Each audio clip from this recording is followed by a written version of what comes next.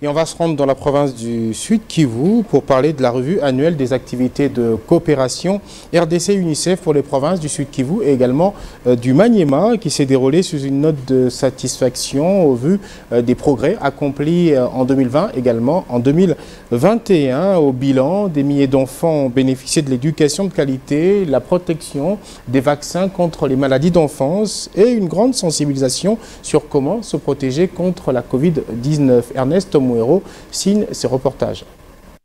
C'est dans le cadre du programme pays entre le gouvernement de la RDC et l'UNICEF que cette revue annuelle s'est tenue en vue d'apprécier les niveaux de mise en œuvre du plan de travail 2020-2021 dans différents secteurs d'intervention comme la santé, l'éducation, la protection et autres en faveur directement ou indirectement de l'enfant. Pendant les années 2020-2021, il est ressorti dans les présentations que plus de 100 000 enfants ont été enregistrés à l'état civil dans les délais légaux.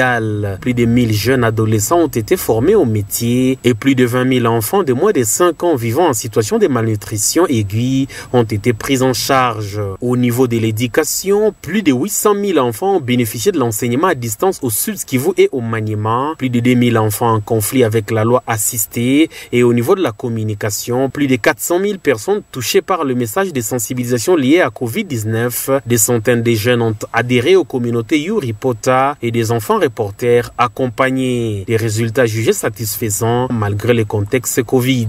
L'assistance a aussi présenté d'autres besoins prioritaires identifiés et qui vont être intégrés dans le plan de travail roulant pour les années 2022-2023. Le ministre provincial du plan au Sud Kivu a salué les degrés d'implication de l'UNICEF dans l'amélioration des conditions de vie des enfants congolais. Occasion pour lui et toute la machine étatique à sa suite d'introduire également un plaidoyer. Je voudrais insister sur un certain nombre de recommandations pendant l'exercice 2022, que le programme soit aligné suivant le plan d'action prioritaire de la province pour un bon suivi.